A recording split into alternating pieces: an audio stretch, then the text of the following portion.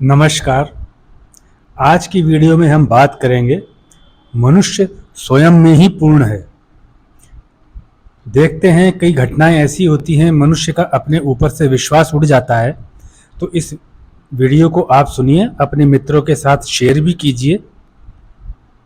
घर में जो परिवार में बच्चे हैं उनको भी सिखाइए कि अष्टावक्र गीता के अंदर ऋषि अष्टावक्र ने स्पष्ट रूप से समझाया है कि मनुष्य स्वयं में पूर्ण है। जब से सृष्टि का प्रारंभ हुआ है, जिससे पहले केवल अंधकार था, ऐसा माना जाता रहा है कि इससे पहले अंधकार ही था। सृष्टि शुरू होने से ही सुंदरतम जीवन की शुरुआत हुई है। इस प्रकार से हमारे वेदों में, उपनिषदों में इसका ज्ञान मिलता है। व्यक्ति स्वयं ही सच्चिदानंद है, मतलब जितनी भी वास्तविकता है वो अपरिवर्तनीय है। उन सबका अनुभव उसको जन्म से मिला हुआ है। व्यक्ति परिपूर्ण है, सभी चीज़ों का दृष्टा है और मुक्त स्वरूप है, ऐसा अष्टावक्र गीता का सिद्धांत है। सृष्टि के आरंभ होने से आकाश गंगाएं अस्तित्व में आईं, जिसमें हम पृथ्वीवासियों की आकाश गंगा मतलब गैलेक्सी, जो हमारा क्षीर सागर जो आकाश गंगा है उसको मिल्की वे बोलते हैं। तो सृष्टि के निर्माण से वे प्रारंभ हुआ। हमारी आकाश गंगा पूरे ब्रह्मांड की तुलना में एक अणु के समान है, अर्थात बहुत छोटी है। इसमें हजारों लाखों ग्रह हैं, लेकिन फिर भी पूरे ब्रह्मांड के सामने ये तुलना में बहुत छोटी है। इसी धरती पर समय समय पर सनातन धर्म के अंदर कई महान आत्माओं ने जन्म लिया और मनुष्य को जागृत करने के लिए अपना पूरा जीवन त्याग में ही बिता दिया और अपना शरीर छोड़ने के बाद उसी परमात्मा में जाकर समा गए, जिसका हम सभी अंश हैं। ये केवल उनकी मानसिक शक्ति की महानता थी कि उन्होंने सभी जीवों पर दया दिखाया और सिखाया कि सब पे दया रखिए, अपने ऊपर भी दया रखिए। हम भी उसी परमात्मा की संतान हैं, क्योंकि प्रेम ही मानव के जीवन की माला की मणियां हैं। मानव का जो जीवन है वो हर पल हर क्षण प्रेम ही उसको चाहिए। जिस प्रकार से दोबारा आप याद रखिए कि व्यक्ति स्वयं ही सच्चिदानंद है, परिपूर्ण है, सबका दृष्टा है और मुक्त स्वरूप है। इसमें एक संवाद आता है जिसमें ऋषि अष्टावक्र राजा जनक को कहते हैं, राजा जनक के प्रश्न के ऊपर, कि सारे संसार में सभी लोग स्वयं को अलग अलग कर्मों का साक्षी और दृष्टा मानते हैं और स्वयं को ही कर्मों का कर्ता मानते हैं। क्या यह उचित है? आप स्वयं देखेंगे कि राजा जनक के प्रश्न से प्रतीत होता है कि व्यक्ति ही अपने विचारों से श्रेष्ठ है। क्या ऐसा है? तो इसके ऊपर ऋषि अष्टावक्र जी कहते हैं कि धर्म या अधर्म, सुख या दुख, इनका व्यापक आत्मा से कोई संबंध नहीं होता है। ये सभी मनुष्य के मन के धर्म हैं, अर्थात मानव स्वरूप व्यापक है, उसके ये सभी कर्म नहीं है। इसलिए मनुष्य नहीं करता है, नहीं भोगता है, केवल मुक्त स्वरूप है। मनुष्य किसी भी काल में बंधा हुआ नहीं है, न तो भूतकाल में, न वर्तमान में, न भविष्य में। हमें इस प्रकार से कभी भी अपने आप को बांधना नहीं चाहिए, अपने आप को पीड़ित नहीं करना चाहिए। ऋषि अष्टावक्र का कहना है कि व्यक्ति का जीवन है ही पूर्ण आनंद से भरा हुआ, इसमें लेश मात्र भी संशय नहीं करना चाहिए। बिल्कुल खिले हुए फूल की तरह हमको हमेशा उन्मुक्त जीवन जीना चाहिए। जैसे सूर्य किसी भी काल में अंधकार युक्त नहीं हो सकता, वैसे ही मनुष्य भी स्वयं प्रकाश और स्वयं जगत को समझने की क्षमता रखता है। ये मनुष्य की कैपेसिटी है, कैपेबिलिटी है। कभी भी जीवन से निराश नहीं होना चाहिए। अगर मनुष्य स्वयं को जगत को जानने वाला न जानकर किसी और दूसरे को जगत का जानने वाला जानता है, तो वह मनुष्य अज्ञानी होता है। अर्थात हर मनुष्य में जब वो पैदा होता है तभी ये ज्ञान उसको दे करके परमात्मा भेजते हैं, और उस मनुष्य को बंधा हुआ कहते हैं जो इसको समझता नहीं है। और बंधे हुए मनुष्य पशु की भांति होते हैं। जिसकी मुक्ति जो है प्रभु शिव के द्वारा ही हो सकती है, इसलिए महादेव को पशुपतिनाथ भी कहते हैं।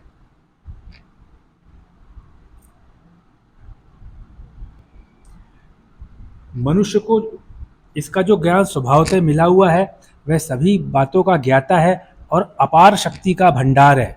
मनुष्य के मस्तिष्क में अपार शक्ति का भंडार है। ऋषि अष्टावक्र जी आगे कहते हैं, क्योंकि एक ही आत्मा सारे जग में व्यापक है, वही परमार्थिक सत्ता वाला और नित्य है, उसके समान दूसरा कोई नहीं है। वृक्ष में भी कई कई हिस्से होते हैं, पेड़ों में कई कई हिस्से, डाल होती है, पत्ती होती है, जड़ होती है, सभी में आपस में भेद तो होता है, लेकिन आत्मा के किसी भी हिस्से में कोई भेद नहीं है, सभी एक है। मनुष्य को इस बात का हमेशा ध्यान रखना चाहिए कि उसका संबंध परमात्मा से सदैव बना ही रहता है। दो एक समान वृक्ष अर्थात एक ही जाति के, दो आम के पेड़ हों, दो नीम के पेड़ हों, दो जामुन के पेड़ हों, इस प्रकार से एक ही जाति के थोड़ी थोड़ी दूरी पर लगे हों तो भी सजातीय भेद कहा जाएगा, किंतु आत्मा इस भेद से भी मुक्त है। दो अलग अलग वृक्ष जैसे कि आम और अमरूद का पेड़ को आप मान लें, भिन्न भिन्न फलों के वृक्ष विजातीय भेद के कहे जाते हैं। आत्मा इस भेद से भी मुक्त है। एक ही वृक्ष के अलग अलग हो तो वे भी एक ही वृक्ष बनाते हैं, उनको स्वगत भेद कहते हैं। आत्मा इस भेद से भी मुक्त है। ये आप देखिए कितना अच्छा समझाया है अष्टावक्र जी ने। कोई भी जीव की आत्मा अलग अलग नहीं है, लेकिन सभी जीवों की आत्माएं परब्रह्म का ही अंश है। सभी आत्माएं परमात्मा के साथ निरंतर संपर्क बनाए हुए हैं, क्योंकि सभी आत्माओं को एक स्थान से ही संचालित किया जाता है। प्रश्न होता है कि आत्मा का विस्तृत रूप कैसे समझा जाए। इस पर अष्टावक्र जी कहते हैं कि आत्मा देश, काल और वस्तु के सेगमेंट से अलग है। इस पर कोई फर्क नहीं पड़ता है, क्योंकि देश, काल और वस्तु का परिच्छेद अर्थात सेगमेंट घिरे हुए अवस्था में रहता है, उसकी बाउंड्री होती है, मुक्त अवस्था में नहीं रहता है। कोई वस्तु किसी काल में होगी तो किसी काल में नहीं होगी, कोई देश किसी काल में होगा तो किसी काल में होगा ही नहीं, लेकिन आत्मा तो हमेशा ही रहेगी। अतः आत्मा का रूप स्वयं में ही समझना चाहिए, बाहर से कुछ भी समझ में नहीं आएगा। आत्मा का विस्तार इतना सूक्ष्म है कि इस आत्मा को किसी भी तरह से सीमित नहीं किया जा सकता। तभी तो आत्माएं सजी हुए फूलों की क्यारियों के समान आनंदित ही रहती हैं।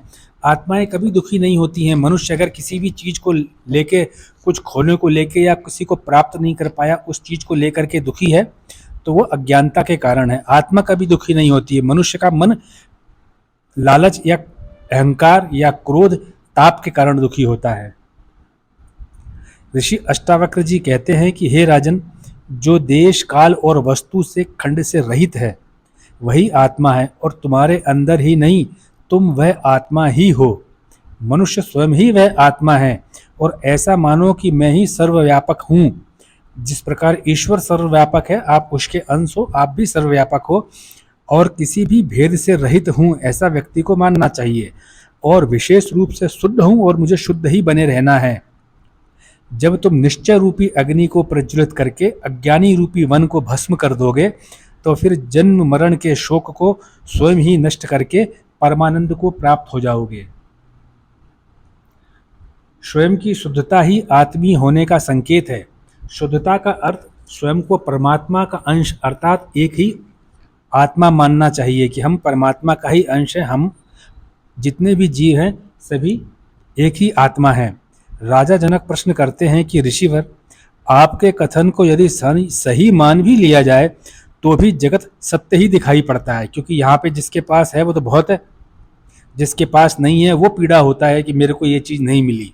और जब तक इसका अभाव ना हो तब तक शोक से रहित होना कठिन है। ये उनके लिए है जो भौतिक रूप से डूबे हुए हैं। जगत में अभाव या पर्याप्त होना अपने ज्ञान पर निर्भर करता है। अपनी आवश्यकता का ज्ञान होना अत्यंत आवश्यक है। वस्तु का होना उतना आवश्यक नहीं है जितना मनुष्य को उसकी आवश्यकता का ज्ञान होना आवश्यक है। ऋषि अष्टावक्र जी कहते हैं, जिस प्रकार मंद अंधकार में एक रस्सी सांप की तरह लगती है, किंतु वह तो रस्सी ही है, कोई सांप तो है नहीं। पूर्व में भी सर्प नहीं थी, वे वर्तमान में भी नहीं है, न पहले वो सांप थी न अभी सांप है, और भविष्य में भी कोई रस्सी सर्प तो बन नहीं जाएगी। लेकिन उससे डरकर लोग भागते हैं, गिरते हुए भागते हैं, डरते हुए भागते हैं, जबकि कि वो सर्प है ही नहीं, केवल रस्सी है। किसी भी संशय का ज्ञान बड़ा ही मनोरम होता है और ज्ञान हो जाने पर आनंद की असीम अनुभूति होती है। आपका मन बिल्कुल सज जाता है। जब आपके पास में ज्ञान आता है तो आनंद की अनुभूति होती है। उसी समय कोई कहता है कि यह तो रस्सी है, सर्प नहीं है। तब जाकर के डरना स्वयं ही खत्म हो जाता है और ध्यान लगाकर आनंद लो और मालूम करो कि उस समय कैसा आनंद आता है जब सच्चाई मालूम चलती है और सभी प्रकार के भय दूर हो जाते हैं। इसलिए ज्ञान प्राप्त करने के साधन को ढूंढना चाहिए, और क्योंकि ज्ञान ही महत्वपूर्ण है।